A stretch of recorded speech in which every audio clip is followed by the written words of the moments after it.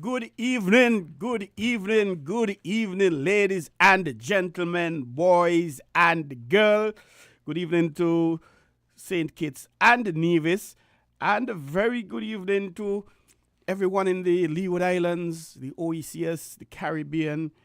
Hey, we can't forget those in the diaspora. Wherever you are, good evening. No, good afternoon, good evening, good night, good morning, wherever you are. Thank you very much for joining us here at WinFM 98.9 on the program On the Ball.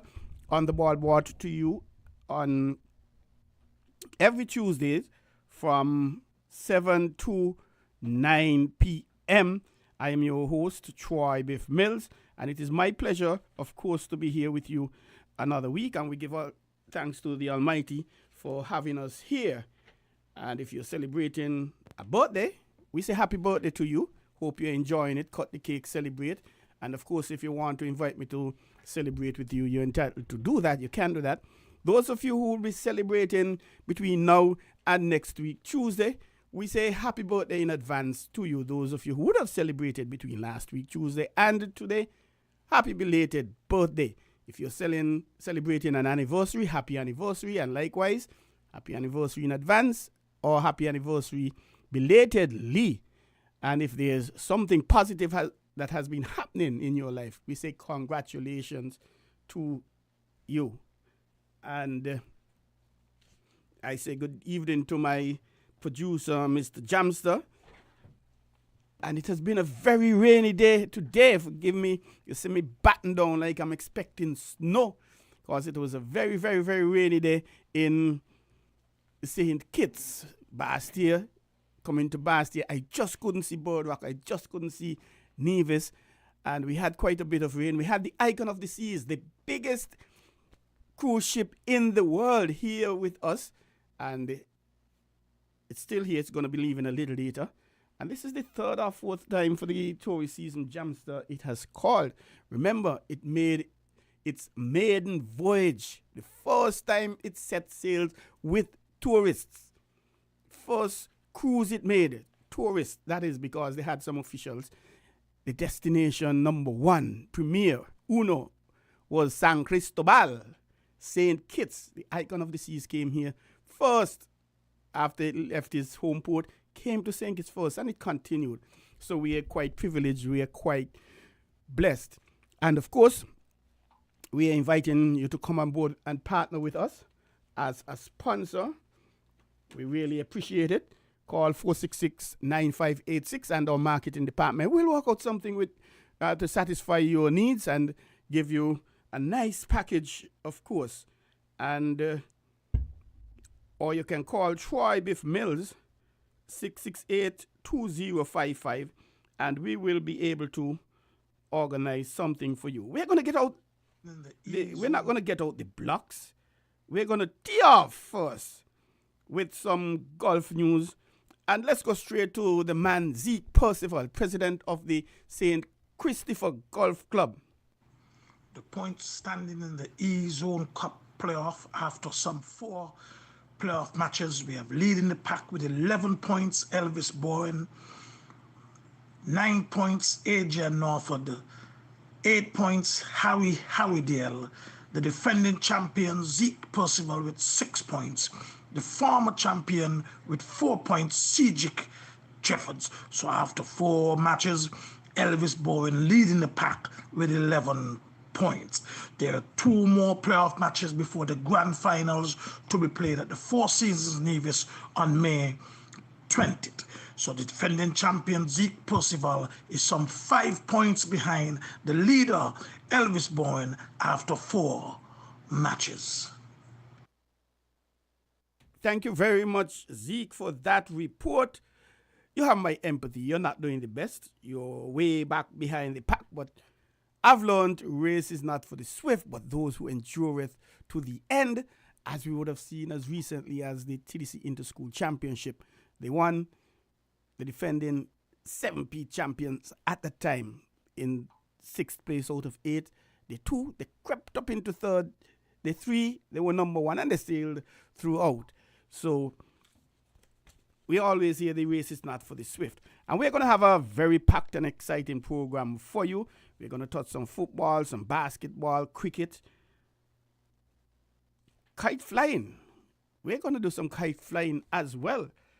And our guest at 7:55 will be the St. Kitts and Nevis Aquatics Federation. Aquatics, water, swimming, sailing, you name it. I don't know if they have fishing and diving as yet, but they're going to be here.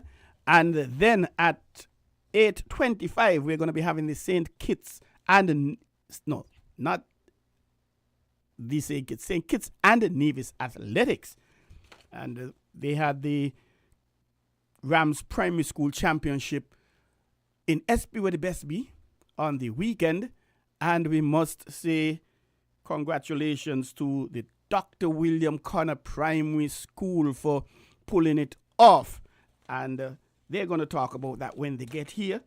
And of course, a team will be going to Carriff Games that will be held down in Dominica, Grenada, pardon me, this weekend. So he's going to tell us who the members are, etc., and perhaps a little bit of what events they'll be doing. And we say congratulations to all the athletes.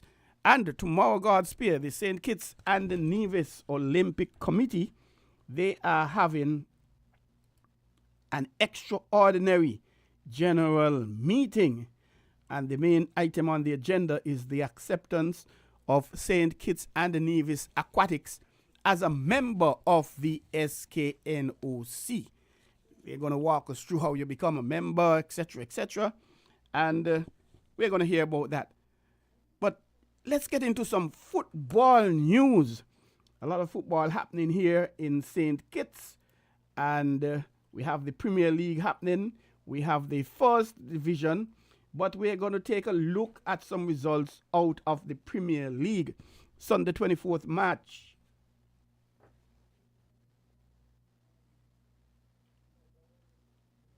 Yes, we had.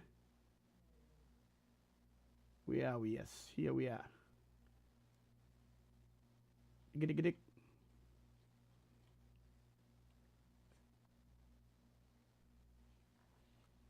Sol Island Otto Connery. They gave Trafalgar South Stars a whooping, a thumping, whatever you want to call it.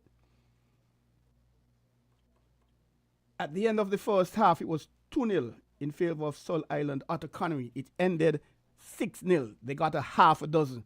And the Trafalgar South Stars, they haven't had the best start to their season. They taking on a trouncing. They've been getting quite a few goals.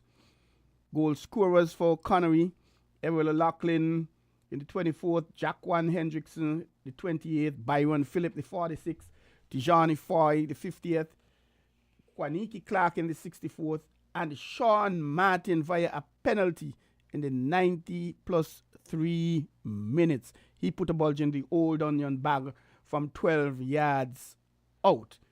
And there were a few yellow cards and red card. There was a red card for Obina Nogbaga of South Stars, and he received that compliments of 2 yellow cards. And in match 2, Floforji Keon Rockets and Hot Springs Bat United, halftime 0-0. And this was a very, very exciting game.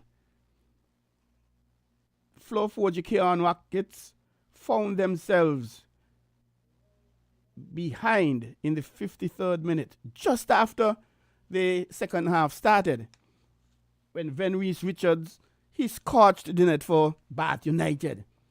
And it took some time for Floforji Keon Rockets to equalize via Vince Roy Nelson in the 76th minute. And when persons were thinking it's going to be a point apiece, Shaheem Prentice of Floforji Keon Rockets had other ideas, and he broke that deadlock in the 81st minute. 4 yellow cards.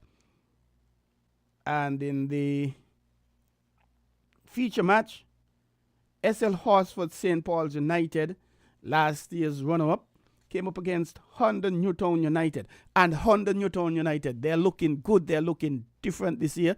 They have a new head coach in Jeffrey Pedro Hazel. And Well, they have a sponsor as well, Honda, new sponsor, and they have new kits. So I don't know if all of those things put together pumping them. And we had, in the 4th minute, Nikwan Phipps opening the account for SL Horsford's St. Paul's United. And just before second half, a lot of teams lapse because they're playing for second half. They're tired. They're ready to go in and refresh themselves and get some pep talk. But Kalonji Clark, he doubled the lead in the 45th plus 2 minutes, making it 2-0.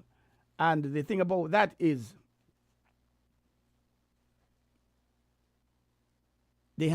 both players had red cards. So, Honda Newtown United going down 2-0. Omar Francis St. Paul's, he got 2 yellow cards in the 12th and the 45th. Newtown, Dajini Roberts, he got 2 yellow cards as well in the 70th and 73rd.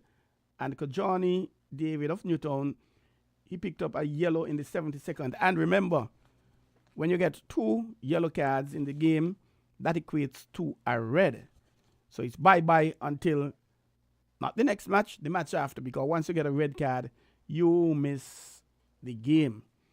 And let us take a peep at the point standings in the Premier Division. All teams have played 4 matches so far. And SL Horsford St. Paul's United, they're continuing basically where they left off last year, because they ended the second round, winning the second round. All teams playing 4 matches. And SL Horsford St. Paul's, they're on a perfect record, a roll, 4-0. But we go to the bottom, Trafalgar South Stars. They are on a perfect record as well. 0-4. Perfect in loss, that is. They've lost all 4 matches. And they're yet to get a point. So as we say, they're still on a comb. Skellet Garden Hotspurs in 9th. They had to play off last year with Mantab for that spot, that 3rd spot in the Premier Division, to see whether they'll go down or who'll come up. And they did take care of business against Mantab. I think it was 4-1, 5-1. But finding themselves in some trouble. Skellet Garden Hotspurs, they've drawn 1 and lost 3, so they have 1 point. Seoul Island Otto Connery in the Super 6 last year, not out of the block so early. They're not doing that great. Winning 1, losing, drawing 1, losing 2. They have 4 points in 8. In 7th, we have Hot Springs. Bath United. And I have a sneaky feeling, I've been saying that I believe these are going to be in the Final 4. And at this stage, they don't seem to be backing me. I backing them for Final 4, but they ain't backing me because they're in 7th. But it's early days yet. And they've won 2, lost 2. They have 6 points. They have a goal difference of 0, nada, nil. They've scored 5, 5 scored against them. And just ahead, Fluff OGK and Rockets. They've won 1 and drawn 3. I wonder which college they went to learn to draw like that. They're very good artists. They have 6 points as well, but they have a goal difference of +1. They've scored 5 and only relinquished 4. Montreville Farm, Cleanwhite United, Old Road Jets. They are in 5th. And it wouldn't surprise me if these are in the Final 4 as well. They won 1, lost 3, but they have a goal difference of 3. Actually, they have 4 teams on 6 points. So they have a goal difference of 3. They've scored 8 and they've given up 5.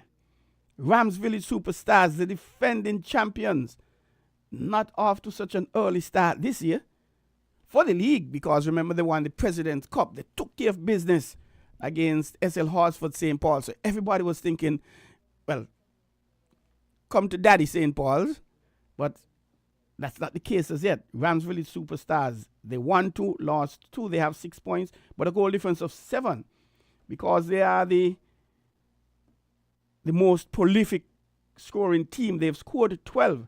They've given up 5, so they have a goal difference of 7. Honda Newtown United, Virgin Terry sort of for them. after a period because they would have dominated St. Kitts and Nevis football. But the past few years, they've been finding themselves down in 6th and 7th and 8th. But it's still early days yet. But they're looking good as well. They've won 2, drawn 1, lost 1. They have 7 points. Development Bank St. Peter's, they're second, same 7 points, winning 2, drawing 1, losing 1. However, Honda Newtown, a goal difference of 1, scoring 4, giving up 3. Development Bank St. Peter's scoring 7, giving up 6. And out front, flying high, looking good and smelling sweet, SL Horsford St. Paul's United, winning all 4 matches with 12 points. And they are the stingiest team in the Premier Division. They've only given up 1 goal so far in 4 matches. They've scored 9, given up 1. And SL Horsford St. Paul's, they're the most attacking team, the best attacking. They've scored 12, but they're kind of leaky in the defense. They've given up 5.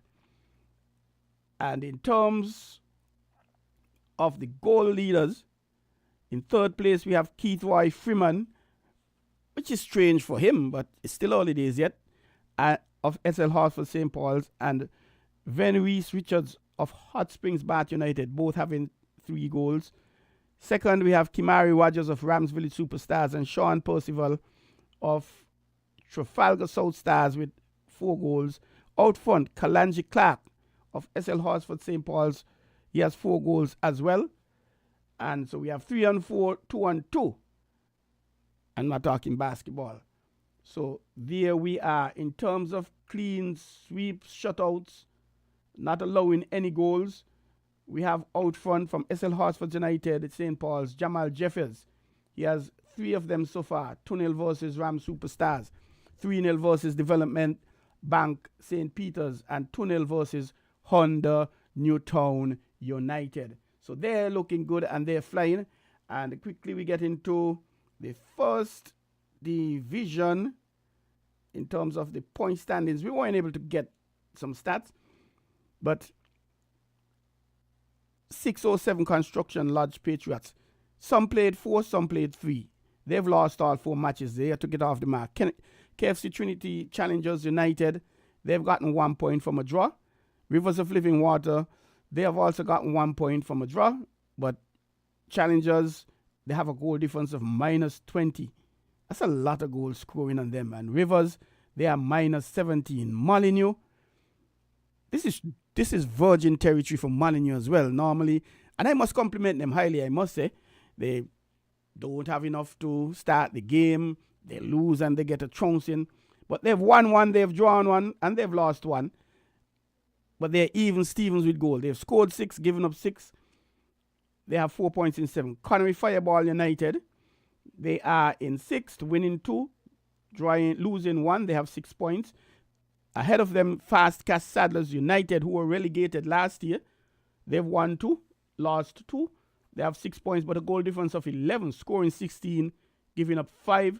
Whereas Connery Fireball, they have only scored 8 and given up 6. Mantab, they are 4th. Last year, they were 2nd in the 1st division. They've won 2, drawn 1. They have 7 points, 3 teams on 7. They have a goal difference of 8. Security Forces United, they came down last year and they're holding their own in 3rd. Only 2 teams going up next season.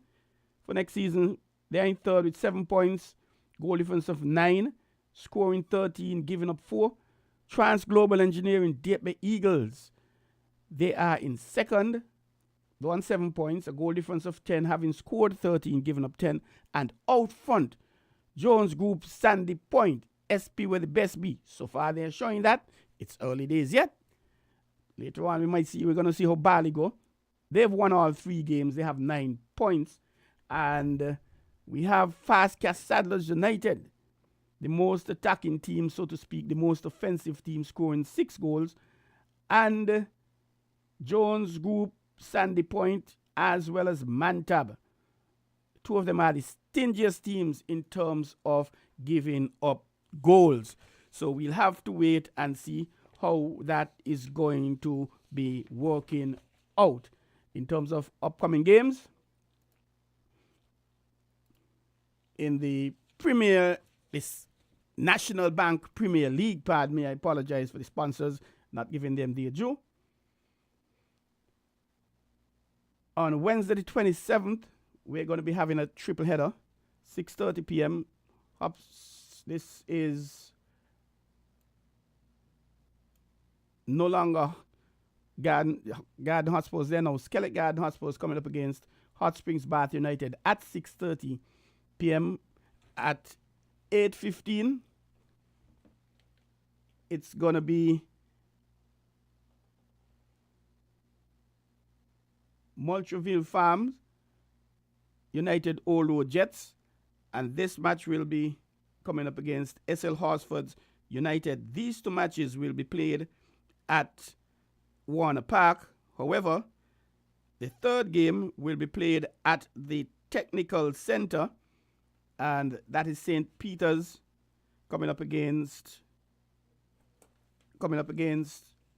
Honda Newtown United at 7:30.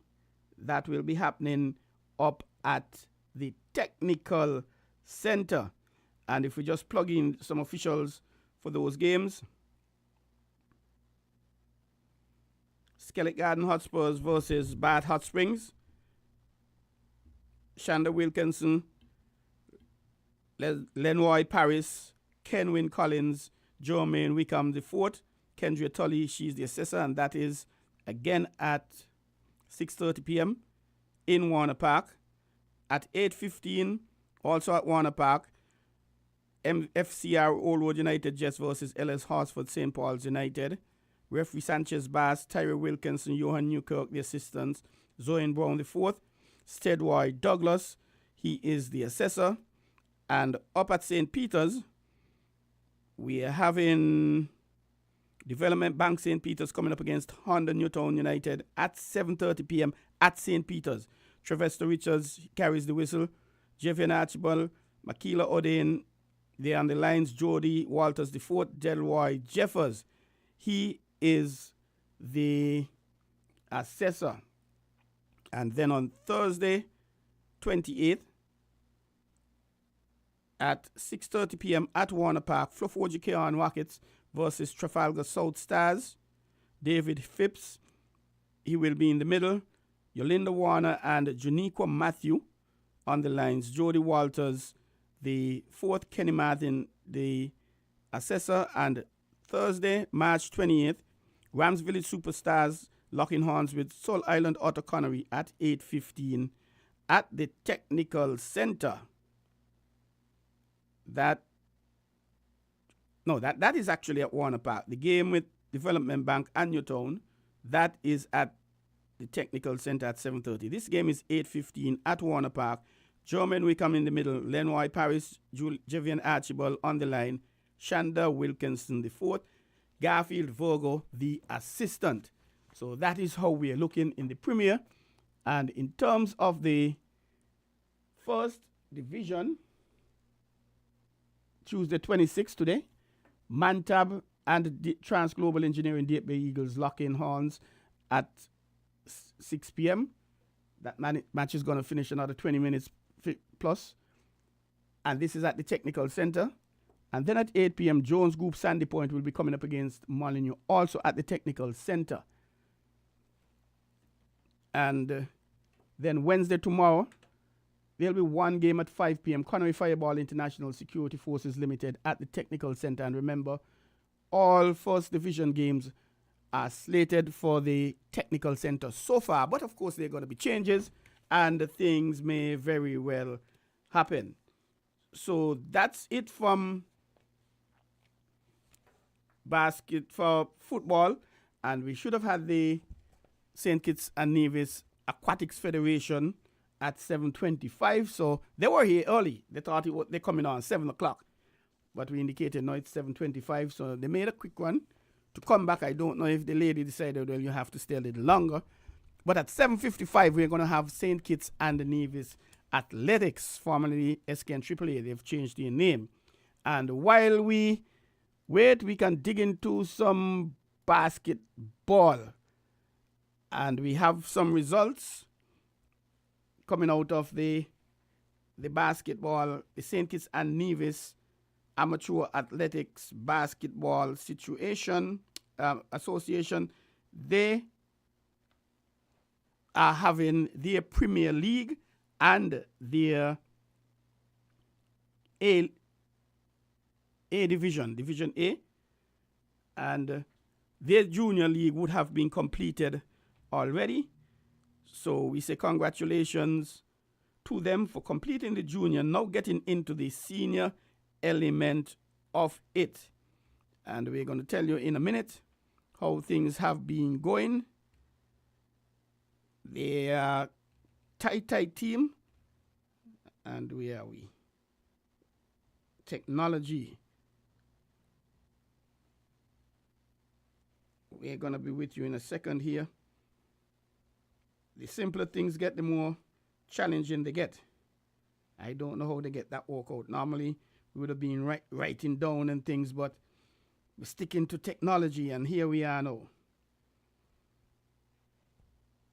On Tuesday, 20th March, the Junior League, SL Horsford St. Paul's Tough Knocks, they gave Youth and Sport Raiders 2-0 in the finals, 100-77. So we say congratulations to them. They are the new champions. They were runners-up last year to the Sandy Point Foot Falcons, but they took care of business earlier.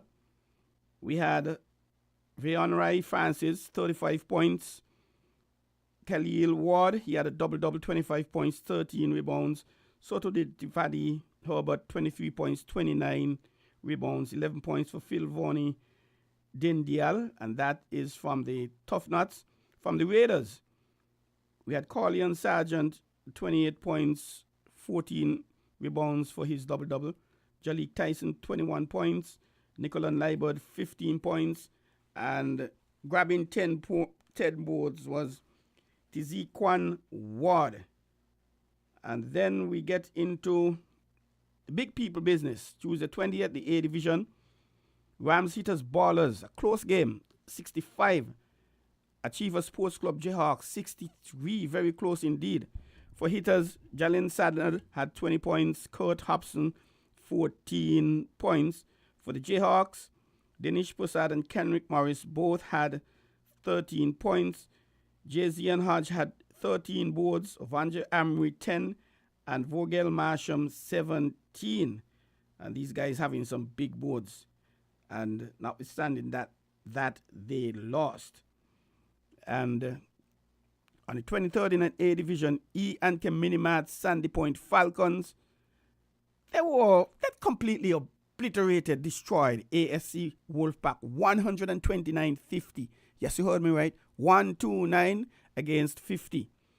Garfield Hodge, he had a game high 39 points.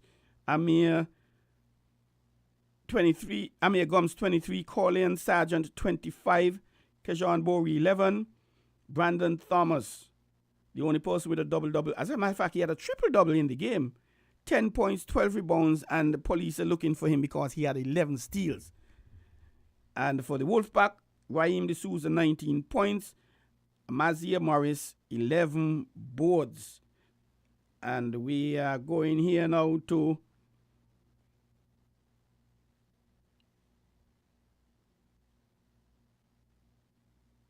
this is Old Road Ball Hawks. And they proved they were Ball Hawks because they took care of business 67-62 against Harmonites Hitters Ballers. For the Old Road Ball Hawks, 17 points to Kayam Tyson, 15 to Jaquate Fraser, 11 boards to Tyler James. And for Harmonites Hitters, Jalen Sanders, 16 points, Kenrick Thomas, 12, Louis Amparo, 13. And we go here now to Farm Care Birdwalker Prizes, and this is a Premier 101 to SL Horsford's St. Paul's Tough Nuts 66. Not doing too well. And we had Dario Esdell of Birdwalk, game high 26 points. Leroy Wilkinson, 21 points, 12 boards, also for Birdwalk, as well as Cecil Angel, 14 points. Chesney James, he had 13 baskets. Oren Brunder of Birdwalk, he had 13 rebounds. And for the Tough Nuts, Clayton Powell, 16 points. Naren Maynard, a double-double, 14 points, 14 rebounds. George Gayton, 13 points. And Leroy Wilkinson, he was the player of the game with his double-double, 21 points and 12 rebounds. And I didn't mention it earlier, but in the game, EK Minimat, Sandy Point Falcons versus Wolfpack, Garfield Hodge, he was the player of the match with his 39 points.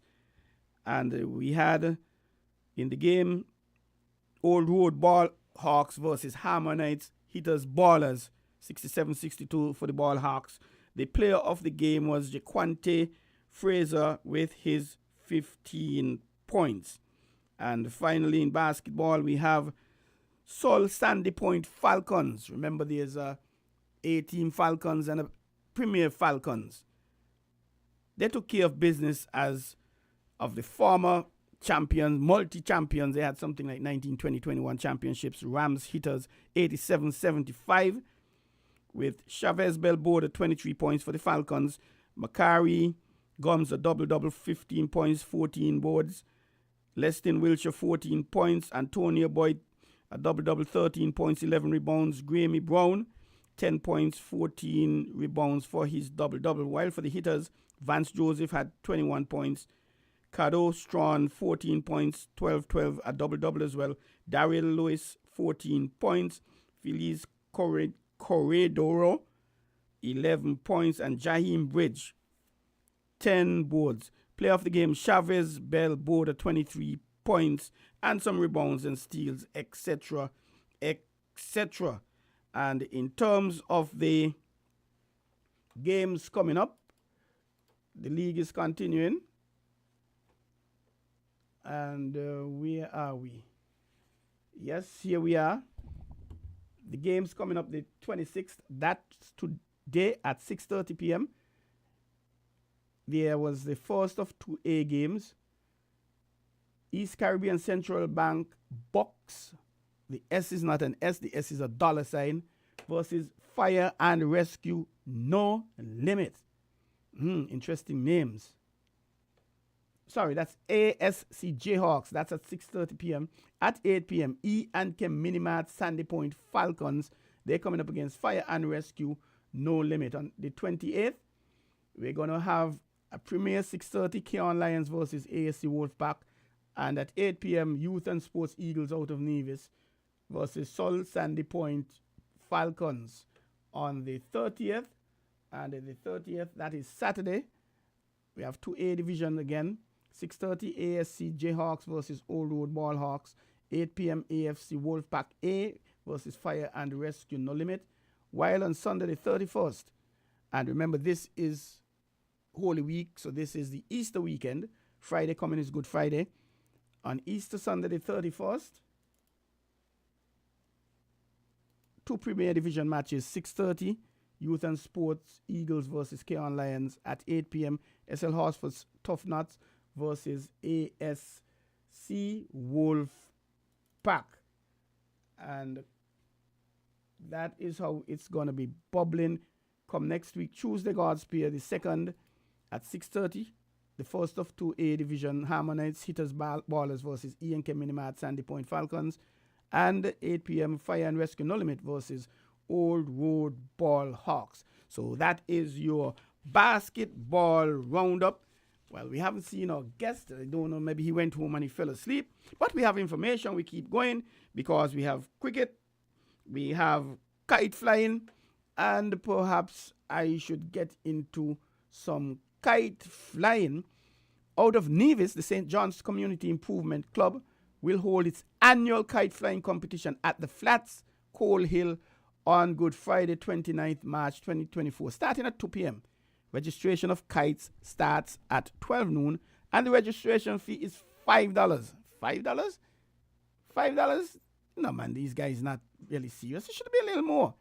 Participants will win first, second, and third place cash prizes in the following categories: biggest kite, most creative kite, best designed kite, best flying kite, and best bookleaf kite.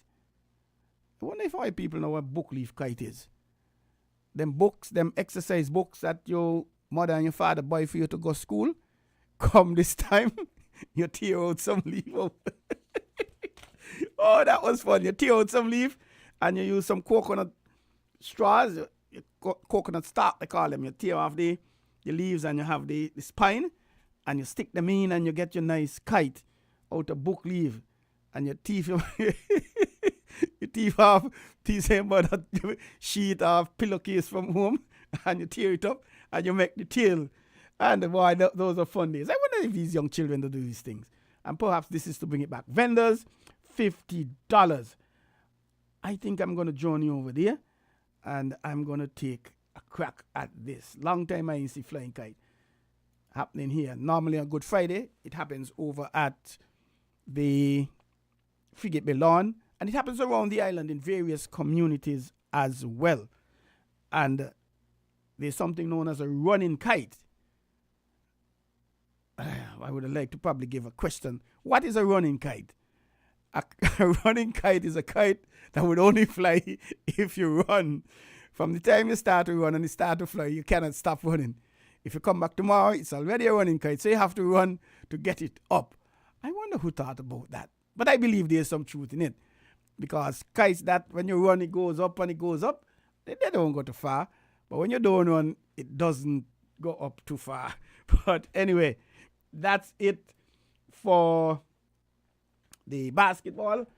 Let me try and find out what's the position with my guest.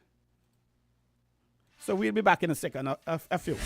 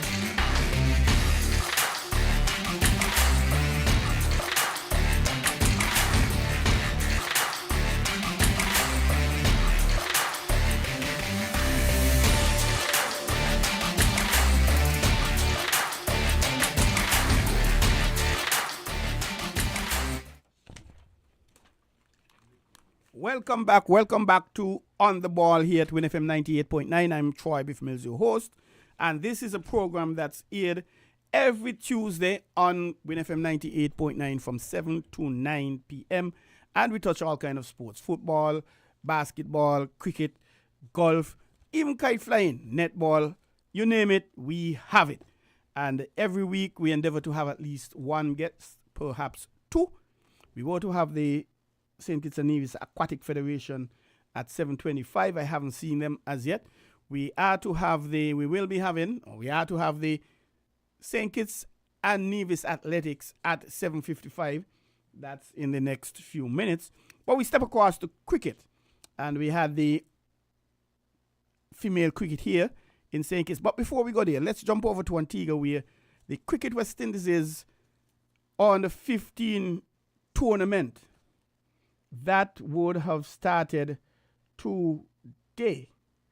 And it's called the West Indies Rising Stars on the 15. And first off, we go with the Leeward Islands team. And we have a caller. Let us go to the line and say, good evening, caller. Welcome to WinFM On the Ball. You're live. Well, yes, sir. good night. Good night, sir. How are you? Cricket.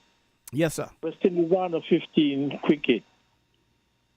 Yes, sir. I was looking at the game today, but I don't know much of the young players. So what I want to find out from you is if there was any youngster from St. Kitts that made the Leeward Island team. Okay, sir, you jumped the gun because I have the paper in my hand. And those of you who could see, we're streaming live on Facebook and YouTube as well. I was just about to call out the team, the Leeward Islands team. The 14. They are 3 from St. Kitts. You there, caller, or you left? I'm here. Okay. There are 3 from St. Kitts. St. Kitts actually sent 4 players up to make the squad. 3 made it and 1 is a reserve.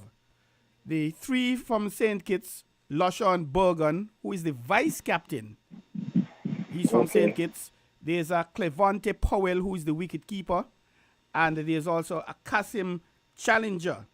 As a matter of fact, I'm going to do better. I don't think people want to hear me. I think they want to hear the youngsters talk and say who they are.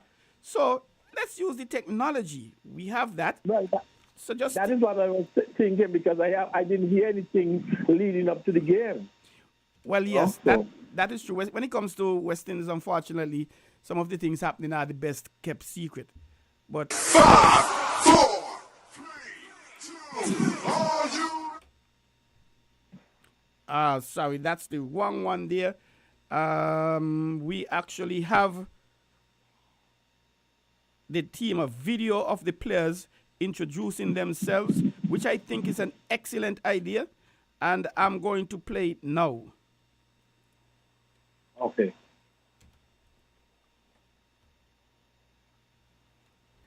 Technical difficulties playing this. I'm not hearing anything as yet. What I want to find from, if you could possibly tell me, and then maybe is how our players did. I know when I was watching the game today, one of the youngsters made 60 something. He got out for 60 something just before the rain came down. Yes, that's the vice captain, the Bergen. Oh, so that's the petition. Yeah, one of them.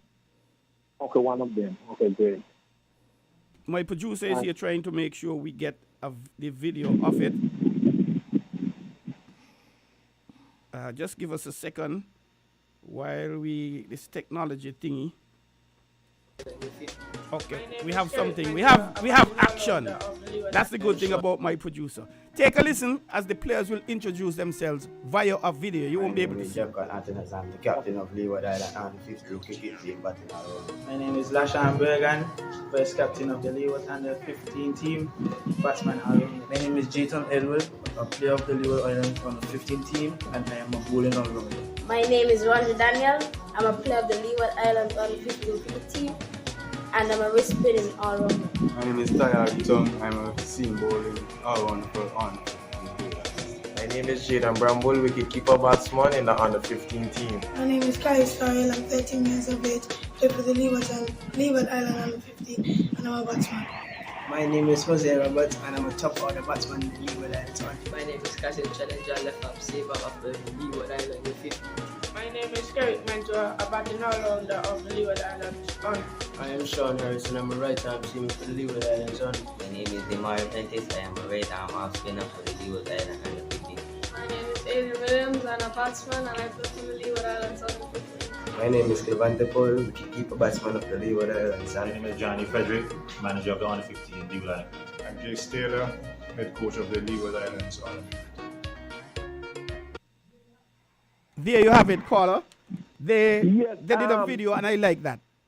Yeah, I like it, but I am going to say that, for the person like me who don't know where the players from, I think that could have been an added incentive. Like, you give your name and you say where you're from, but it's already done. But like I said, we haven't heard anything at all from the Cricket Association here, and I know the president was on some weeks ago with you. Indeed. The thing is that when it comes to cricket in St. Kitts, I think a lot of people believe it's the best kept secret. We don't hear enough marketing public relations coming from the St. Kitts Cricket Association. So I don't know. It's the Leeward Island tournament. I mean, I happened to be scrolling through YouTube this morning and I realized that, the cricket was on, so I was looking at it. Well, you're correct, but for those of you who don't know, and I think I could appreciate why they didn't say which country they're from, because persons may get the impression that there's segregation, as it were, in the team, but they want to be one complete unit. So it's like when you hear Jamaica, you don't normally hear them from St. Catherine or Tiffany Gardens or wherever. But Jaquan Atenay is the captain. He's from Antigua. Well, let me call all the Antiguans. Hosea Roberts, Antigua. Kerry Mentor, that's 3 from Antigua. We have Sean Harris, 4. Tayari Tong, 5 from Antigua. Nevis, they have 4. We have Wandre Daniel, Carice Farrell, Aidan Williams, and Demore Prentice. St. Kitts, we have 3. LaShawn Bergen, who's the vice captain. Clevante Powell, wicketkeeper. And Kasim Challenger. St. Martin, they have 2. Jathan Edward and Jaden Bramble. We're not seeing anybody from Anguilla, nobody from Montserrat, nobody from the Virgin Islands. And the reserves, Devonte Walters of St. Kitts, Kyan Macau, Andre Peters, and William Pittman. They are 4 reserves. Head coach, Jace Taylor. And I like the idea with the video. And the first match is up today, but that was rained out. And after this, I would have been given the scores, which I have.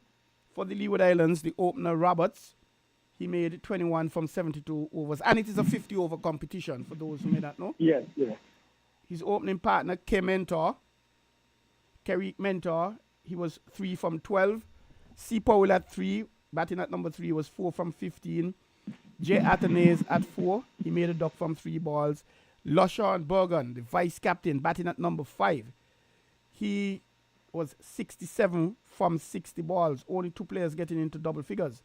K. Farrell, batting at number 7, 6 from 19. Jay Bramble at 8, 6 from 6.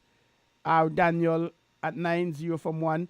J. Edwards not out, 6 from 6. And K. Challenger Tong didn't bat. So the rain stopped play when the score was 133 for 7 after 32 overs. They had a lot of rain, and nothing happened after that. Yes, I realize that. Well, I want to thank you for the update, and I will be tuning in tomorrow to see, and for the remainder of the tournament to see how our boys are doing. I just want to wish them all the best. That's the Leeward Island in general. We say wishing them all the best and hoping that, you will be doing well, that the team will be doing well. Indeed, we appreciate that. Thank you for calling, listener. Have a good night. And continue listening, of course. Okay. Okay, sir. And that was the callers getting some information, jumping the gun, as it were, because I had the information in my hand. Well, we have our guest here. He was here earlier. He probably got lost, and somebody had to redirect him. As we say, good evening, sir, and welcome to On the Ball here at Win FM 98.9. Good evening, Joy, and thank you for having me again. It's a pleasure to be here at Win FM 98.9. Could you tell us a little bit about yourself? Who are you? What position you hold in your organization?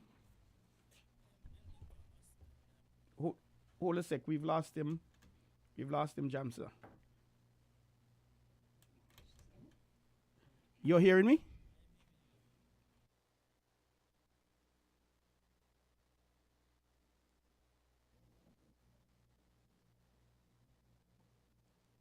Yes, as I was saying that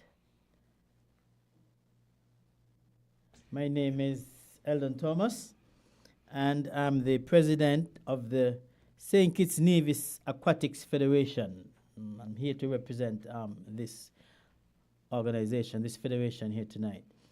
It's all about swimming, and we will talk more about it as we get into it. Troy may have a lot of questions you want to ask me, and callers may want to find out more about the swimming program. Currently, we are a newly formed executive. In 2023, we have a full executive body. We have the president, the vice president, Elias Lee, out of Nevis. We have the secretary, Timothy Morton, out of St. Kitts. We have the treasurer, Rymelis Clark, and she's out of St. Kitts as well. We have our trustee, Delia Joseph, out of Nevis. and the other trustee is from the Red Cross, former police. I don't remember his name. So about that. So that's our executive, and we basically are pushing and promoting and working towards the development of the aquatic sport in St. Kitts and Nevis, in the Federation of St. Kitts and Nevis. How long have you been around, your association? How long has it been around? The association has been around, started with around 2015, somewhere about, with Mr. Winston Cook. He was the previous president of it used to be the St. Kitts Nevis Swimming Federation. After we took office in 2023, we changed the name to the St. Kitts Nevis Aquatics Federation to encapsulate the name that goes with the aquatics, World Aquatics.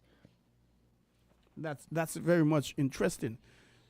So when did you become a member of your international body, and what's that name again? World Aquatics. It used to be FINA. Okay. Yeah, the name has now changed to World Aquatics. And we became member, I think, I can't recall, but it's somewhere after Mr. Cook would have established the St. Kitts Nevis Swimming Federation. There are some things he would have had to put in place, request membership, and that would have been accepted. One of the main criteria in becoming a member of the World Aquatics is to have a swimmer competing at World Aquatics level, participating in that event. Let me see if I have this. To become a member of World Aquatics, you have to have a swimmer competing. That's what I understood you. But I'm saying one of the main criteria. That's not the only criteria. That's interesting. I say that because if you look at FIFA, you can't compete in FIFA World Cup unless you become a member of FIFA. After you become a member of FIFA, then you can go through the qualifications of World Cup males, females, under 17, under whatever. So I find that interesting. But you're there nonetheless. Yes. And I congratulate you on that. I'm getting the impression that there's something special happening to you, your association just now, as perhaps even tomorrow. Joy is an instigator, but it's good, and it's very good that tomorrow we are supposed to be officially inaugurated as a member of the National Olympic Committee. We were recommended by the executive body of the committee. Tomorrow it should be ratified by the general body. And once the fact that we have arrived there means that we have met all the expectations of the National Olympic Committee. That is, they're very big on transparency, accountability, responsibility, and making the proper governance, and making the public aware of what's happening. You know, they don't want to fly by federation starting somewhere. There's no proper governance, there's no transparency, and you just want to be a member of the NOC. It doesn't work like that. So these things, we as a federation, we have established these as foundational blocks of our association. Transparency, accountability, proper governance, responsibility. And I think that we have... And of course, you have to be active. And we have to be active. And we have been very active. We had our team of 21 who went into OECS last year in St. Lucia. This year, that was the OECS Championship. That's what the OECS Championships. Then in February, in December, we had Troy Nisbet. Oh, I just tell you, I didn't realize I was a member of your association. We had Troy Nisbet who traveled to Barbados for training with Mr. Dave Farmer, a very renowned swim coach, and our national coach went along with him and shadowed him. In what area? In swimming, freestyle, and backstroke. He did some breaststroke too, but he was mainly focusing on the freestyle and the backstroke because those are the strokes he competed in at World Aquatics.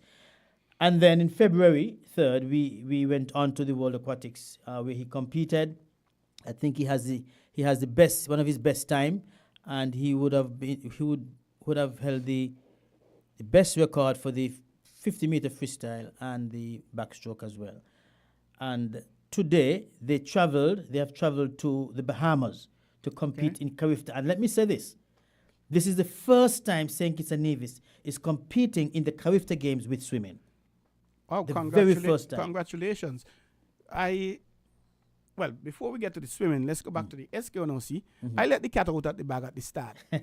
I read the notice from the SKNOC that there's an extraordinary general meeting tomorrow at 5 p.m.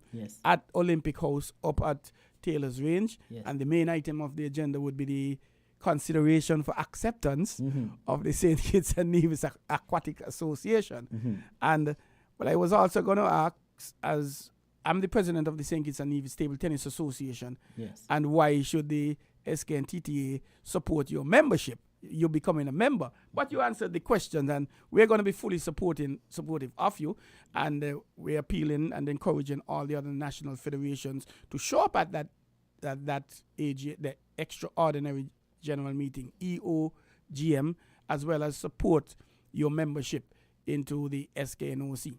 Thank you, and that's tremendous. We congratulate you on reaching this far. Now, this weekend, it's the Carifta Games in Grenada. That's where the track and field will be held. Right. But you're going to the Bahamas. Bahamas, that's correct. That's where the swimming is going to be held. That's correct. And first off, how long has swimming been a part of the Carifta? I'm not sure. I'm not certain on that. I'm not certain. And I remember last year, I think it was in Martinique or Guadeloupe, I remember bouncing upon it accidentally. I wasn't aware that they had swimming as part of the Carifta, because I think the actual track and field was in the Bahamas last year, I believe. Bahamas are Cayman Islands. So it's good that you're going to the Bahamas. Yes. And perhaps one of the reasons, if not the main reason, is because they have Olympic-size pools there. Oh, definitely. And we don't have one in St. Kitts, but our swimmers, they went to Barbados. They traveled to Barbados in early February, to qualify for the meet in Bahamas. How many swimmers? We have two, a male and a female. And Troy Nisbet and Skylar Connor. And both qualified? And those both qualified, yes. Okay. What events would they be doing? They're going to be doing the 50-meter freestyle, breaststroke, backstroke. They'll be doing all the strokes. The 100-meter and the 200-meter freestyle. I don't think Troy is doing the breaststroke 200-meter, though. Okay. And what size pool are they using? 50-meter pool. 50-meter pool? Yeah. Oh, okay, then. That sounds like a good thing. And how long did they have in Barbados? How long are they going to... No, how long they had in Barbados? You said they went for some training. Yes. 2 weeks. That's in February? Yes. So how did they practice between February and now? But they were training before. Remember, Troy went in December. But when they came back from St. Kitts from Barbados, did you just school out? No. We continued the training. Where and how? In Nevis. Once they would have been qualified for the 50-meter, then they could just continue to train in the 25-meter open water pool that we have. Right, so they have been doing that. They have been working. They have been training hard. They have been doing endurance swimming.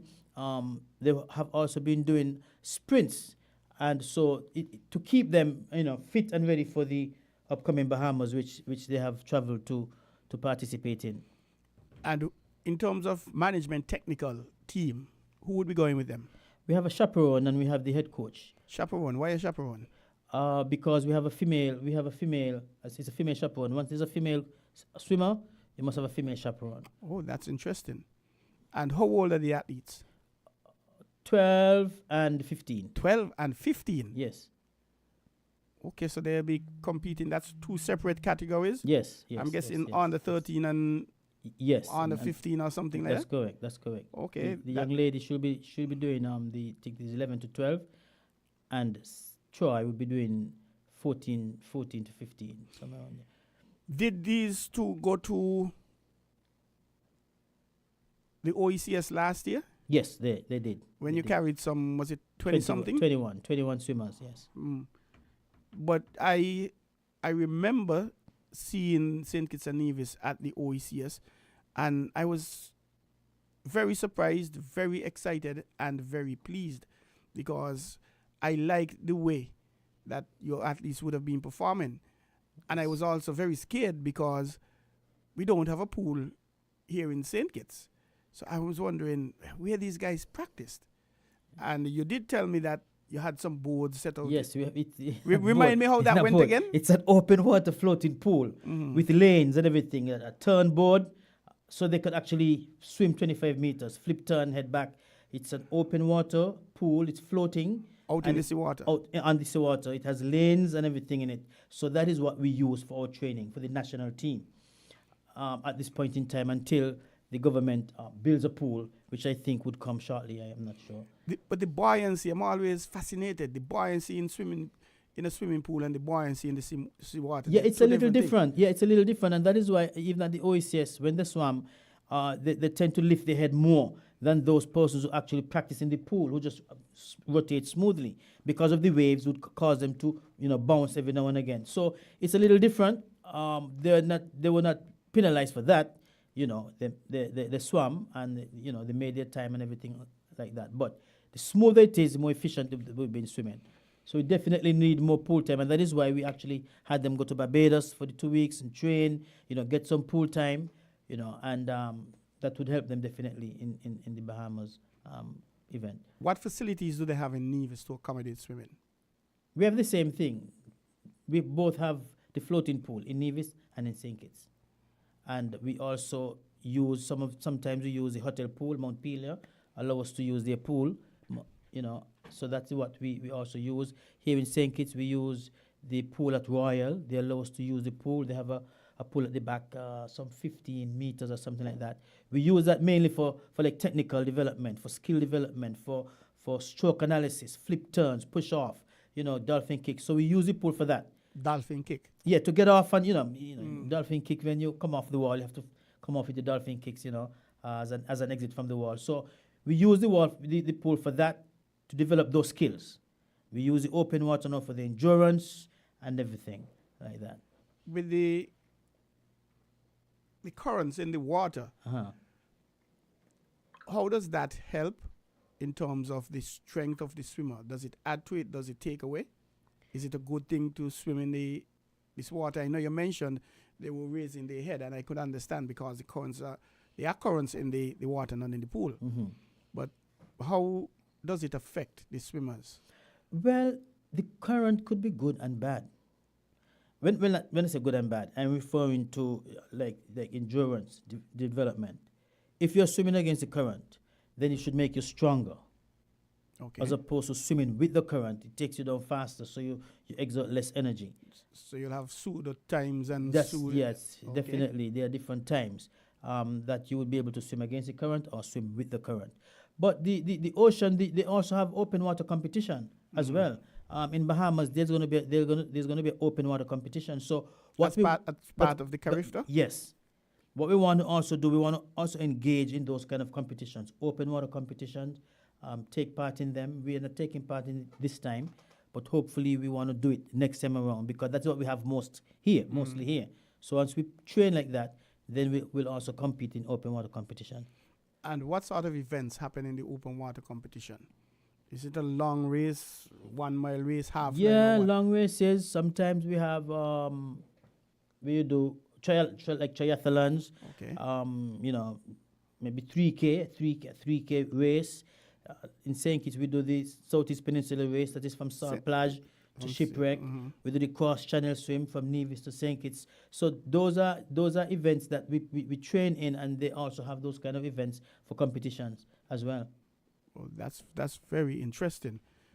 But you mentioned hopefully in the near future you'll be getting a pool. What sort of efforts are you having to ensure that happens? And well, let me ask, before I get there, what sort of space, minimum space, would be adequate for you and your facilities? An acre of land would be good. 1 acre of land? Yeah, would be good to facilitate us. We put down a 25-meter pool. Someone may say, but why not a 50-meter pool? Because I don't think that we can really maintain a 50-meter pool at this point in time. As a young federation coming up, because most likely we will have to maintain that as a federation. So if we have a 25-meter pool, that will be good. We can still train. We can still, be competent even in a 50-meter competition. Mm-hmm. As I said last time I was here, that wherever the land is available, we would use it. We had a program called Pool for All from World Aquatics. When I traveled to Japan in 2023, they had this program, and I went and requested that for St. Kitts. And so they gave me the document. St. Kitts and Nevis. St. Kitts and Nevis, that's correct. St. Kitts and Nevis. I don't want to get in trouble with that. St. Kitts and Nevis, Federation of St. Kitts and Nevis. Indeed. And they gave me the document, what we have to do, what the government has to do, and what they will be doing. Well, we didn't get to reach back out to them because we didn't have the land. We can't go to them unless we have the land. You know, the government said we are allotting this piece of land, the acre of land, to St. Kitts Nevis Aquatics Federation for the purpose of constructing a facility, a 25-meter pool. We send it off to them. Then we get that, send it off to World Aquatics with our drawings and everything and so on, and then the wheels start turning. We haven't reached that far yet.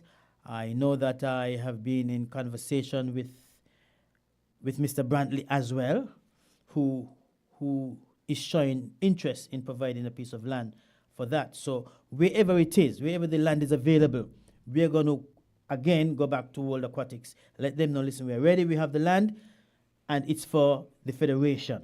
Whether it's in St. Kitts or in Nevis, it's for the federation. And as long as the national team can train, then that's what that's what we want. If a pool is built in St. Kitts, fair enough. The ideal thing would be to have one in St. Kitts and one in Nevis. But if we can't get that, and we get a piece of land in Nevis, or we get a piece of land in St. Kitts first, we put the pool down. And it will be for the federation. Am I understanding you that all St. Kitts and Nevis would have to contribute to this project? Is a piece of land, and you're thinking a minimum of 1 acre? Yeah, the government. Well, yes. Yes, has to provide a piece of land for us. We have someone who would, we have a builder. We have persons who are willing to sponsor the architecture. That is to draw the layout, draw the building. World Aquatics is going to send someone down to oversee the construction of the pool. And then the maintenance can be also facilitated by St. Kitts Nevis Aquatics Federation. So that's all that they have to do. The building of the pool would not be at their expense. So the only expense is the land, so to speak. So would it be different if somebody, a private citizen, who perhaps like the idea, hearing us tonight and Win FM, and the program is on the ball? I'm sure Biff Mills, the host. I have with me Mr. Eldon Thomas from the president of the St. Kitts and Nevis Aquatics Federation. Yes. Pardon me. And we encourage you to call in, ask any questions, clarify anything. And of course, if you want to donate 1 acre of land to St. Kitts and Nevis Aquatic, I'm certain that Mr. Thomas will meet with you even tonight if you're available to get that done. Yes. And you mentioned it, 1 acre of land. What sort of amenities would be encompassed in this? We're looking at change rooms, washrooms, and bathrooms, an office, storage, things like that. Maybe also an administration center where if we're doing video presentations for the athletes, if the athletes want to come and do the ADL, which is I think is the anti-drug program, they can come there and focus on that and do that. There also online training for our coaches. They could also come there. We could have a little auditorium, a small auditorium where coaches can come and get the certification done, stuff like that. Nothing too big, nothing too fancy, but those kind of amenities to suit the St. Kitts Nevis Aquatics Federation, and our pool will be right in the middle, surrounded by all these different offices and rooms. You mentioned the maintenance will be at the pleasure and the leisure of the St. Kitts and Nevis Aquatics Federation. Yes. What sort of fees do you foresee the monthly maintenance of the facility for 1 year? Well, I don't know, because I've never been around that, but I know that it's very expensive to maintain a pool, to get the pH or the alkaline right. Could be a couple thousands well per month, thousands well per month just to maintain the pool. And how would you be able to go about sourcing the funding for that? There are many ways. We haven't discussed it in detail yet as an executive body, but there are many ways. For example, we look at membership fees. We also want to look at developing more swim clubs around the island and have them affiliated with the St. Kitts Nevis Aquatics Federation. All these clubs paying fees. There will be individual membership fees. That they would be paying into the federation's pool.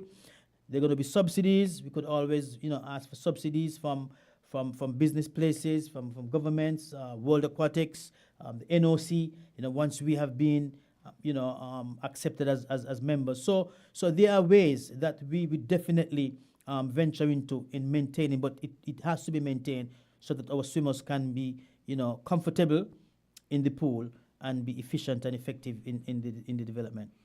What's the youngest athlete you would accept to be in your swimming program? At OSS level, they have 6 and under. 6 and under? Yeah, they have 7 and 8, 9 and 10. 1 to 3, 4, 5, 6 years? Yes. They have some people at 6 years can't 8 even and walk 9, around 9 good. and 10. 6 and under or 8 and under. I may have that mixed up.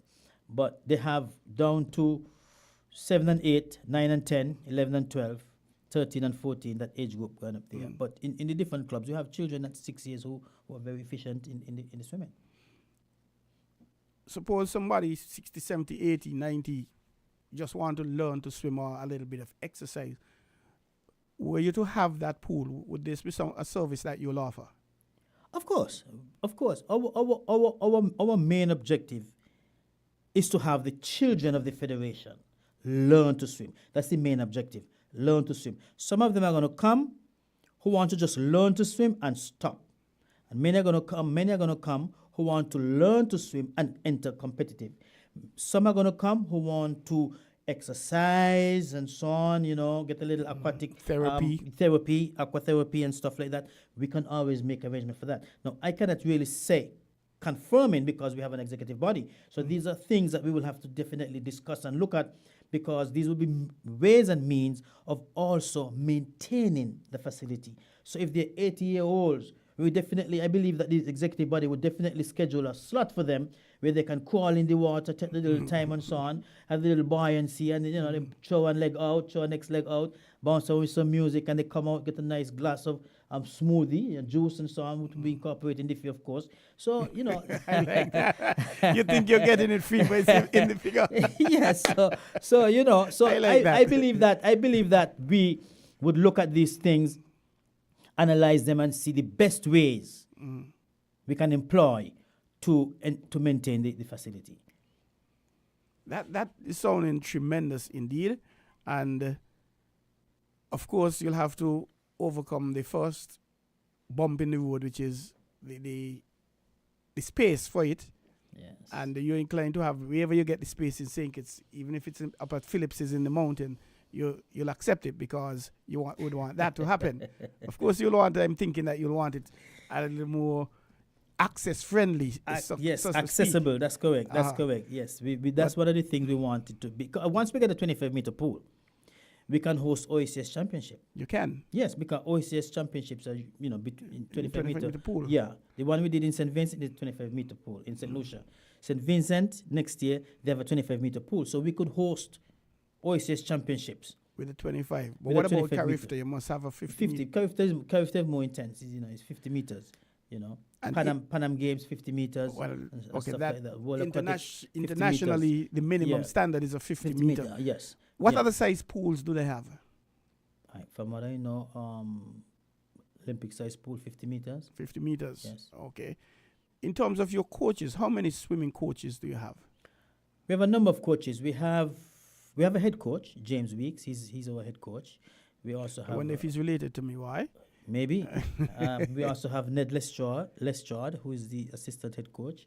We have Timothy Morton, who is a track and field. Yes, he's a FINA, World Aquatics certified swim coach. I didn't realize that. Yes, level one, right? James, myself, and Ned, we are level 2 swim coaches, but I don't officiate as a swim coach at a national level. Maybe just in my club. right? So we have about four certified swim coaches. We should have more, but they're not active. And just for clarity and the avoidance of doubt, which is higher? Level 2 is higher than 1 or 1 is higher than 2? Level 2 is higher than 1. There's also level 3. So the bigger the number, the better qualified you are, so to speak. And what's the highest level there is? I think it's 3, level 3. And then after every 2 years, you just, refresh yourself with it. Because things, there's always changes in programs and stuff like that. So I think it's after 2 to 3 years, then you do a refresher's course. But we had the certification about 2 years ago, a year ago, and we had almost 10 to 15 certified coaches, but many of them are inactive. Yeah, and to Troy, what we really want, and I'm throwing this out to the public, we want to see more clubs. We are not just focusing on a little club here and a little club there. We want the clubs to spread out. I want the federation, a development in St. Paul's, a development in Date Bay, a development in Sandy Point. We have the water. You don't have to wait for a pool. Start learning to swim, the fundamentals, the basic of learn to swim. Start the programs, and we would help as a federation where the help is needed. We would definitely help, but we want to see more clubs develop and more children learn to swim in the Federation of St. Kitts and Nevis. Well, St. Peter's, that's one of the communities in St. Kitts that doesn't really have ready access to the seawater. But no doubt they'll be able to have a club up there, and it's just 10 minutes down to Basti or Frigate Bay to do their practicing. So that shouldn't stop them. Exactly. So we are surrounded by water. Doesn't matter where you are. Even if you're at Mount Laimega, come on down to the water and you start your swimming program. So, we can do that, definitely. Okay, we appreciate that. But before you slip away, what's immediate on the calendar for the association apart from the acceptance tomorrow and the Carifta Games? The next immediate thing, we have a clinic here in it's going to be in Nevis, but we have a clinic for the national team and anyone else who think that they are strong enough a swimmer to make the national team. That's going to be in July to August. We're going to also be bringing in an overseas coach, Dave Farmer, a renowned coach, who will be working alongside with our coach to develop. We're going to be doing stroke analysis, stroke refinement, and everything like that, and prepare for the upcoming OECS championships, which will be held in St. Vincent come November. Okay, that sounds good. We also have a swim competition that's going to be on the 5th of May. We usually have swim competition in Nevis and St. Kitts. We rotate the islands. This one is going to be hosted by the Bloom Island Swim Academy. It's going to be at Boardwalk Beach on May 5th, where all the affiliated clubs are going to come together, choose their best swimmers, and they're going to be a competition. Medals and trophies will be given out. So the public can, come on up. It's going to be $5 children, $10 adults, very minimal fee, to keep the sport going for the Bloom Island. So we encourage the public to come, and if there's a club somewhere that we don't know about, and you want to be part of it, you can reach out to me, 6624984. So listen, I want to join the competition. You pay a registration fee, and we have you be part of the competition. The more swimmers we have, the more we see the potential that is there in St. Kitts and Nevis, and we draft them into the national team. We have a big national team that we can pick from for events like OECS, Carifta, World Championships, and stuff like that. Remind us of your number again, please. 6624984. And who's the owner of that number? Eldon Thomas. Okay, Mr. Thomas, we thank you for taking your time out to be with us on the ball here, Win FM 98.9. You're not a stranger. You've been here before. Yes. And you will be here at some other point in the future, shortly after, to find out how you would have performed, etc., etc. Right. We congratulate you from Win FM and On the Ball for your initiatives and your efforts. And we wish the St. Kitts and Nevis national, how would you describe the team? Is it a national swimming team? You mean that that's going to carry? Yes, they're part of the national team. It's national team. Yes. Okay. And we congratulate the athletes and the coaches that would have been selected to do that, to represent us.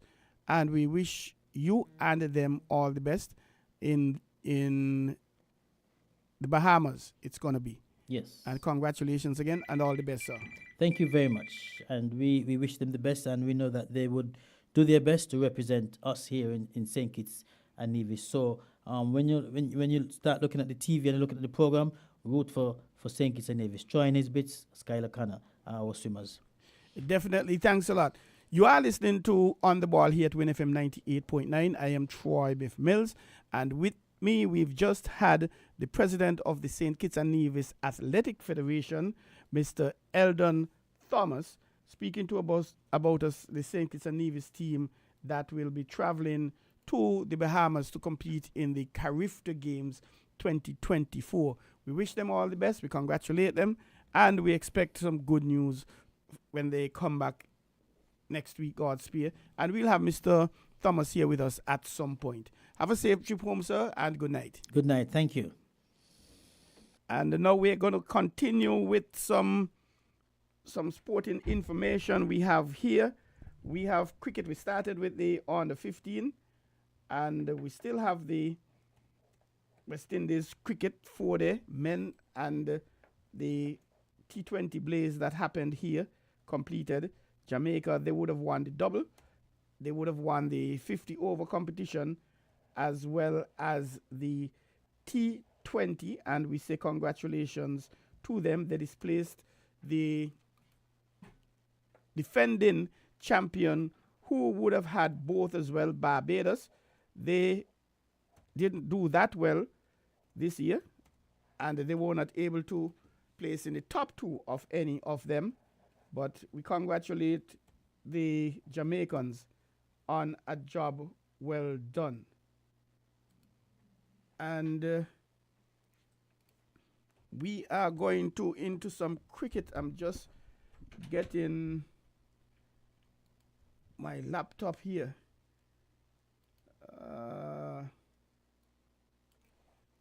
Getting the password incorrectly.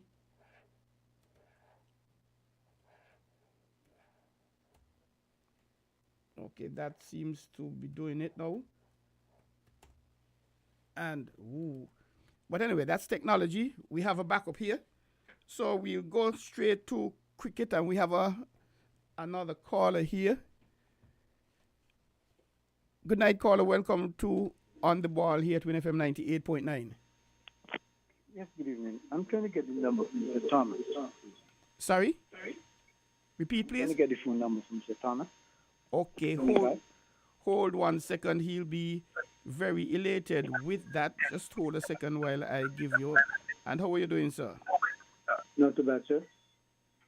Very well. I was trying to reach him before, but the line's not easy to get in.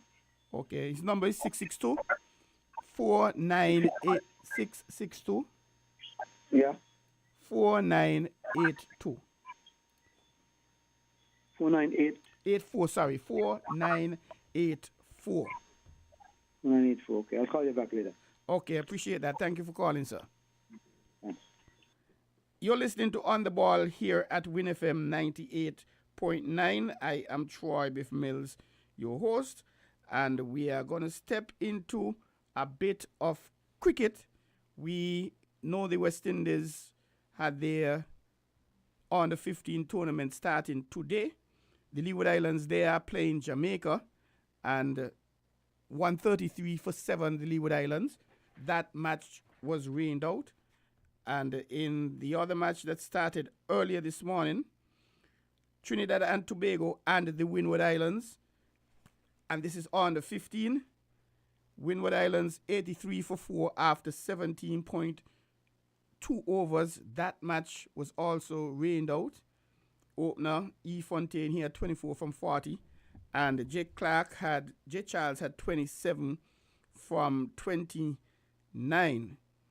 2 wickets for opener A. Owen from 6 overs for 22 runs, and another 2 for G. Gobin, who would have been the second change, 4.2 overs, 12 runs. The third and the final match, there are 6 teams. The first game, Leeward's game, that was played at the Coolidge Cricket Ground, formerly Sanford's Ground.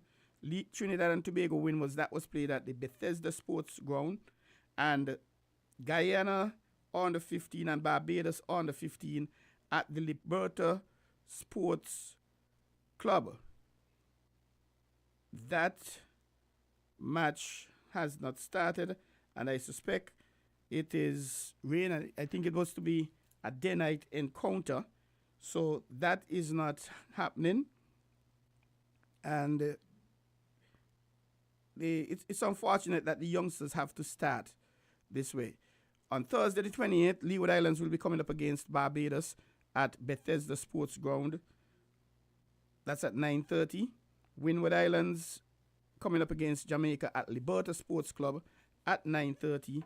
Also at 9:30, Trinidad and Tobago coming up against Guyana. That will be at the Coolidge Cricket Ground. So that's the next round of matches.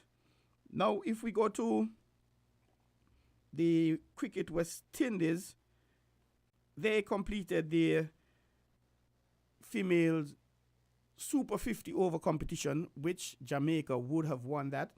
And they won it after they would have played 4 matches. And it was also the case with the T20 Super Blaze.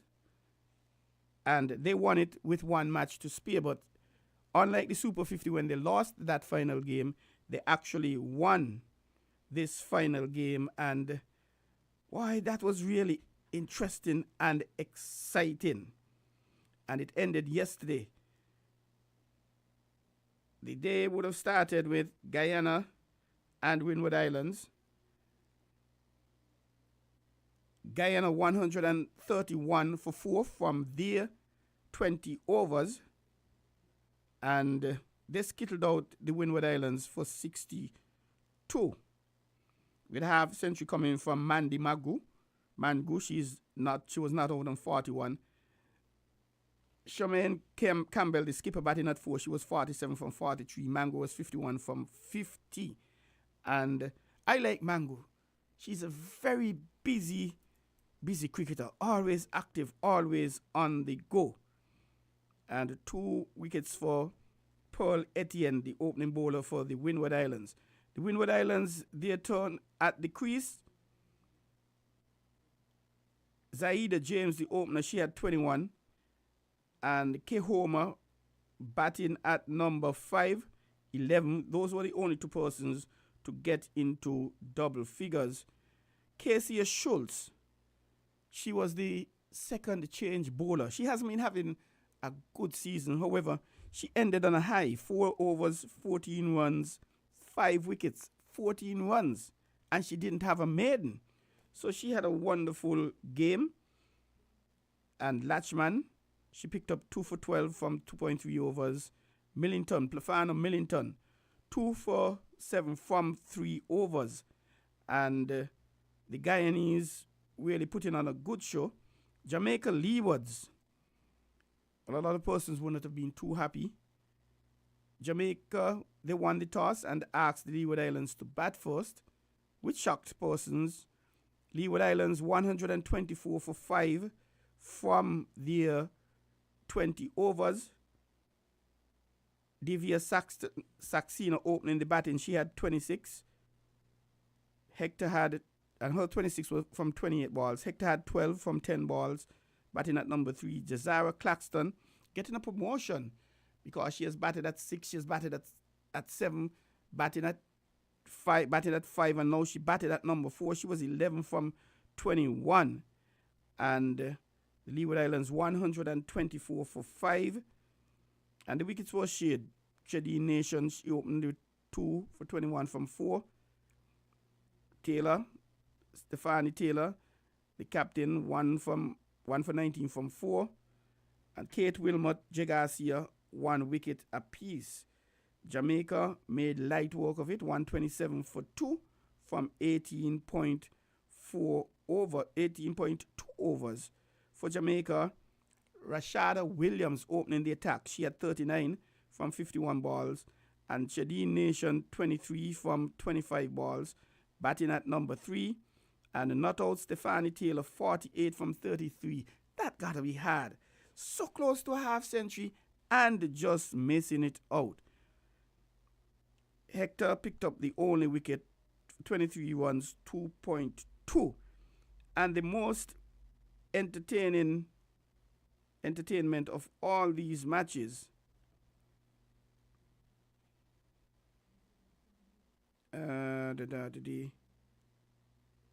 would have been the last match. Trinidad and Tobago, they were in second place.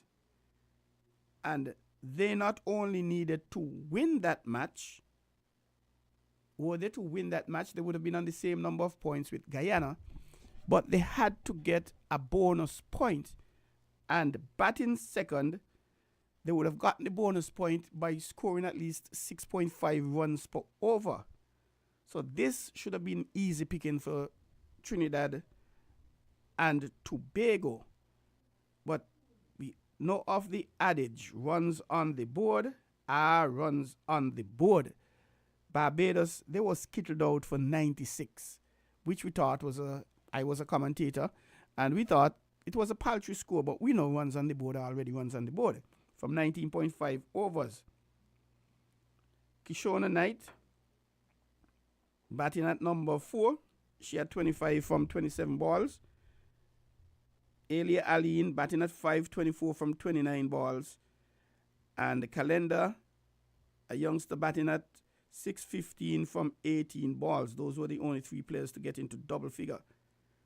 Sugrim, the opener, she was a spin bowler. She had a fifer. 5. Now let me read this another way. 4 overs, no maiden, 8 runs. Ucho, although trois quatre songs, he said, how to say 8 in French again? Boy, I got to go back to school.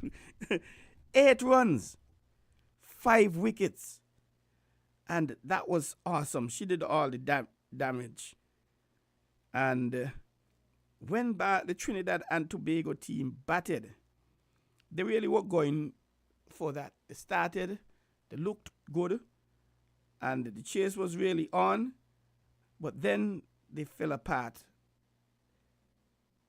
Kirby opening the batting, she was 30 from 32 balls, and Janabi Joseph, a young lady, 24 from 25 balls, the other opener. But guess what? Nobody else passed 6. Nobody else passed 6. And hold a sec while we go to the line and say good night, good evening to the scholar. You're live on. You're live. Good evening, dear. Good evening, dear Charles. How are you doing? I'm blessed, highly favored, giving thanks. What about you? I'm not too bad. I just thought I'd try to get in there. I'm trying to get into Mr. Thomas before, but I missed him.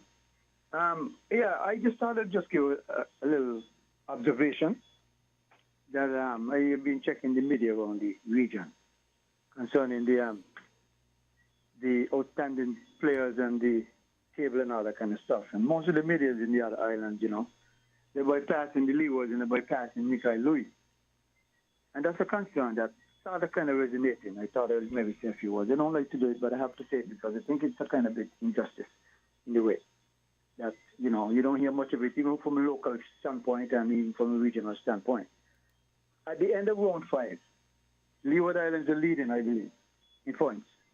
Correct. And Michael Louis is still leading in the run scoring. Correct. Right? But very seldom you hear the media from the different podcasts and so forth and different reports. Let's slide over the two Louis. As a matter of fact, Jeremiah Louis, I think he's second. He's second, yes. Most wickets, right? And you don't hear anybody talking about them. Everybody's saying, oh, Louis bowling well. Louis this, Louis that.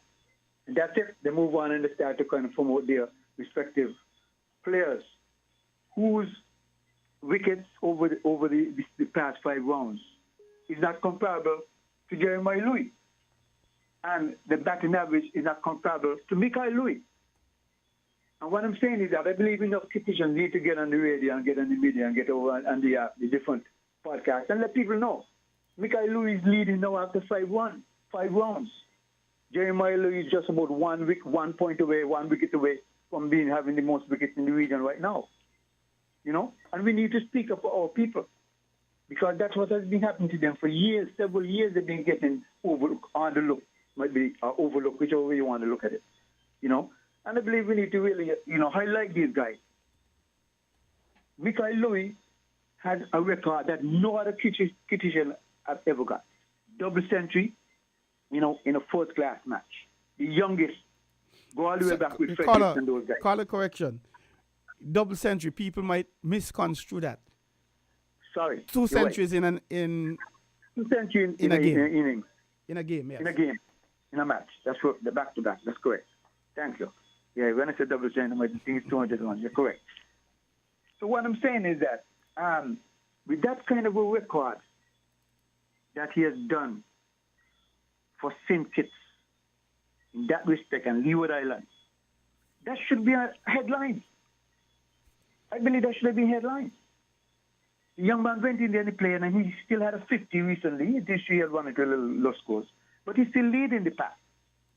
But you don't hear anybody like, hey, that's not a big thing. 2 half centuries now.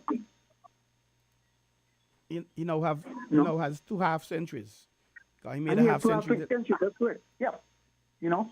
And I really don't understand why is it we so mute, right? He made the significant. Anyway, I gotta go now because I'm getting a call coming. So I'll leave that and I'll get back to you. I got a call coming over to you. Okay. Okay. Thank you very much, sir. But that's a very good point that caller would have made. There's a podcast being done regularly. I know of it. And I haven't been listening. But there was one that came out last week, I think it was. And I chose to listen it. It had to do with the opening positions for West Indies. And I was shocked. The 2 gentlemen, one of them said that, yes, Louis has 2 centuries in a game in our first class game. And he joins a list of, I think he became number 9, 9th person to do this since 1960 something. And they are saying, notwithstanding, he has 2 centuries, the most centuries at that point, and still the most centuries after 5 rounds. And this was after the third rounds. The 3 rounds of matches here in St. Kitts. And they're saying that, and he was leading in terms of the aggregate at that point as well. But he needs to play more seasons, have a few more seasons before he can be considered for West Indies. He's 24. And on the flip side, they're going to say there's another cricketer. All he needs to do to get into the West Indies team is to make 3 half centuries. Okay. A minimum for half century is 50. Maximum is 99, because if you do make 99, you have a half century. You didn't make a century. But scoring 150 to get into West Indies, or scoring 297, no centuries in there, when Louis is already 300 plus at that point. And they're saying he has to play a few more seasons to get in, while a gentleman with 3 half centuries could get in. They referenced Shamar Joseph, who only had 5 games. 5, 1, 2, 3, 4, 5, under Tor Cat Sank, and Uno, Dos, Tres, Cuatro, Cinco for Guyana in the regional 4 there. And he was picked by the West Indies. And nothing is wrong with that, provided that sort of treatment is going to give him straight across the board to Trinidad bowlers, players, to the Windward Island players, to Leeward Island players. But, if that wasn't bad enough, Louis was leading at that time with wickets at something like 23 maybe, 22, 23. They then said he has to get about 40 or 50 wickets, and then he'll find himself in West Indies team. And that was extremely disturbing to me, and it was extremely painful. And I had a challenging time convincing myself that insularity is not alive and well in the West Indies. I am telling, yes, Biff, or no, Biff, there's no insularity in the West Indies. Everybody is getting picked on merit. But I had a challenging time convincing myself of that. And I don't know. What else would of course, the season hasn't ended. There are something like 2 matches left in the regular season and then the semifinals, finals. And I made this point in a discussion in the chat I'm in, because even in that chat, persons were saying, yes, he will be going to England. Both Louis will be going to England. And I'm saying, well, guys, yes, at this point, yes, but remember, it's early days yet. And no, a lot of persons have made centuries. And one of the things that the two podcasters had said, Tajnarine Chandapal, the incumbent opener for the West Indies, he has had in his last 10 matches, which is like 19 innings, he has been very lean on performance. But they're saying that, yes, he should be given another run, some more runs as in games. Don't end his run of opportunities. Give him a few more opportunities. And I don't know, he hasn't had a very good regional 4 so far. However, in the last match, he was 101 not out for Guyana. And that's his first century.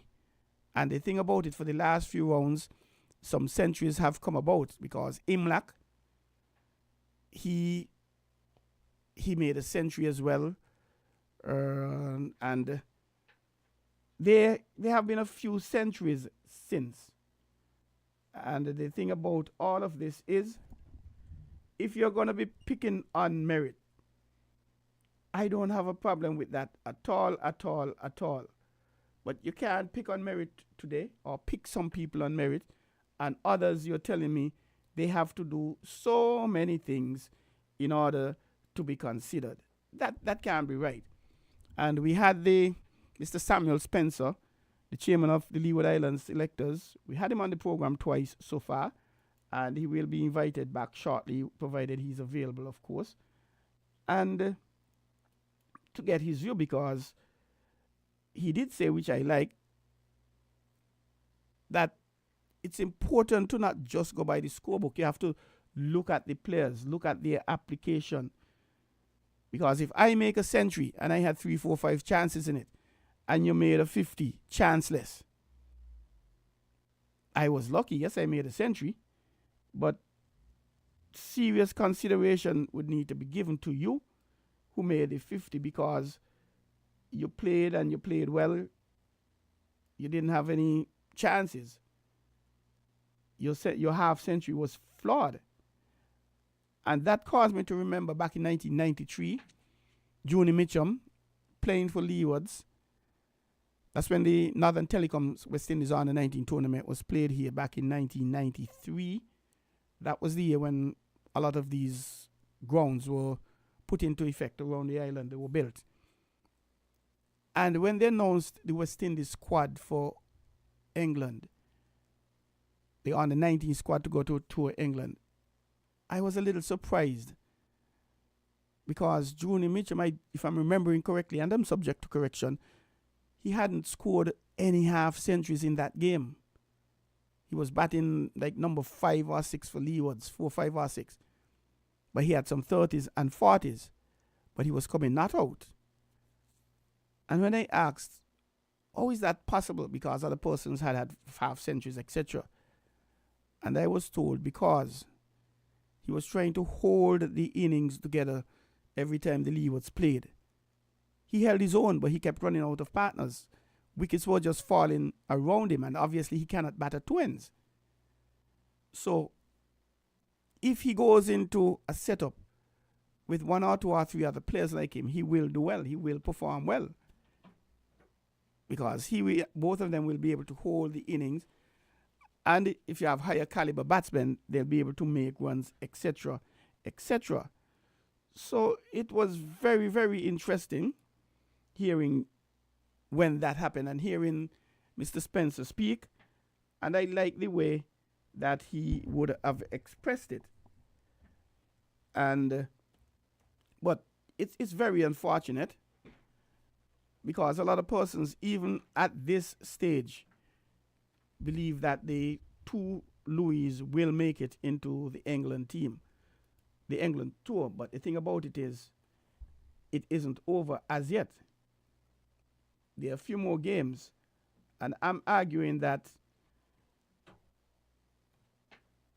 Louis, he will have to make more runs, beat another century. I would be happy with another century and a few half centuries, or even 2 centuries. And yes, I'll be happy with the Jeremiah Louis, his brother, picking up another few wickets, because my thinking is, don't allow the selectors to pick you. You pick yourself, and you could only do that by, in Kyle's case, making runs. And on top of that, I'll argue that he needs to try and come not out, even though he opens the batting at number 1. Yes, it's difficult for 10 wickets to go and you're still there when you're batting. It has happened before. It can happen. It will happen again. And he had a beautiful opportunity in the last game that Leewards would have played. They had 100 and a few to make, but he got out in the 50s. And the Graves, who was batting with him, he came 93 not out. It's important to come not out, because that will enhance your averages. When it comes to cricket and selection, in my humble view, a few things are considered. Your aggregate, how many runs you made, how many half centuries and or centuries. Let me put that away. How many centuries and or half centuries. And of course, your average. Your average, because the average says every time you bat, if your average is 55, there's an extremely good chance when you go to bat this time, you're going to make average a 55. Yes, you might make a duck, but you'll also make 100, or 80 something. So it was very extremely disturbing to hear the podcasters talking about what they need to do. We have another caller online. Good evening, caller. Welcome to On the Ball. You're live. Yeah. Good evening again, Troy. I had to cut off. They had an important call coming from overseas. My apologies for that. No problem. Thank you for calling back. Yes, I heard. But you have just 2 minutes. Oh, 2 minutes. Maximum. Well, won't be long then. I was really confirming what you said there. I mean, the little that I've heard there for the past 2 minutes. In the sense that it's very important for the youngster to really get knocked out and, get another couple of centuries. And that'll be really put him really rapping, because with the young Shandapal really coming out of the shell, and he had a knot out, that started giving him the little head, the little nose, if you like, ahead in from the selection standpoint. So he's down to the wire now in the last 2 rounds, where you find, the competition really is very close in the sense of qualifying. And he being the incumbent, he might have the little edge ahead of him. And, it is, Louis is not an English name. Louis is a French name. They don't play cricket in France. So, that's another thing. Louis is not a cricket name they have heard of before. Mm-hmm. So he got a lot of little disadvantages, but everything boils down to what he does with his bat, as well as his brother. And this is very important. But I believe as national, as Kitishans, this is an area that I believe that we don't really speak up enough for our people who really need that support. We need to voice. We might be small, but like I said, we're small, we're Talawa. And when our guys are really showing this potential and stuff like that, this kind of thing helps to motivate them, helps to boost them. Indeed. And people need to call in and saying, we should have got a motorcade with Michael Louis on the island. You know what I mean? This is a feat that nobody has done. And it was an excellent. The two centuries that he made was an excellent game. He was going well there in the last 59 or whatever he made there, but he still have another chance. And I just want to publicly congratulate him, which I've done already privately, and wish him the very best, and hope that he and other Kitishans can really put their head down and really stop a lot of talking out there, and just basically put them out where the bat is or ball is, for that matter. And I believe that would really bring justice to him, because like I said, the more youngsters 30 get seconds, caller. to cricket, that's it. It'll be better for them. All right. Okay? Thank you very much. That's it. Thanks a lot. Thank you for calling. No problem. And it's simple. Well, easier said than done. Kyle, he has to settle down, make more runs, another century or two, and some half centuries.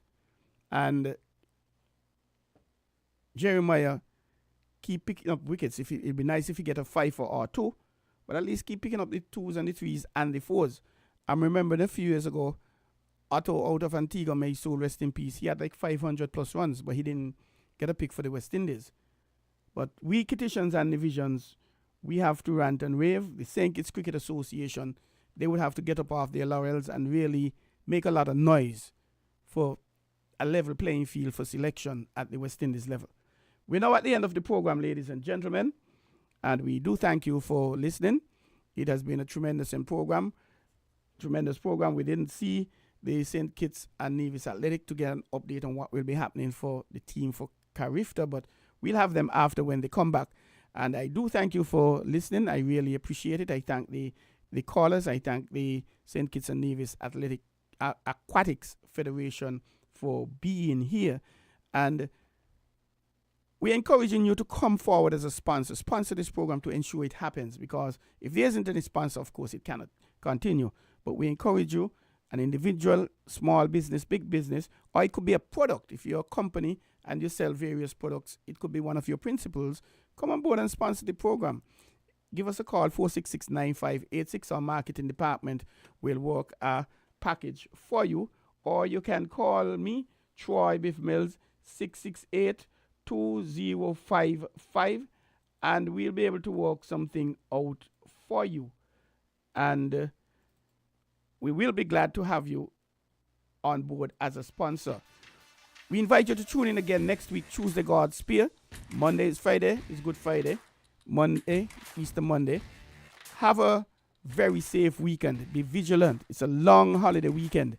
Don't drink and drive. If you're driving, don't drink. If you're drinking, don't drive. Be extremely vigilant. Look out for the other motorist, the pedestrian. And as I slip away, always be positive in your thoughts, in your words, and in your actions. Thank you.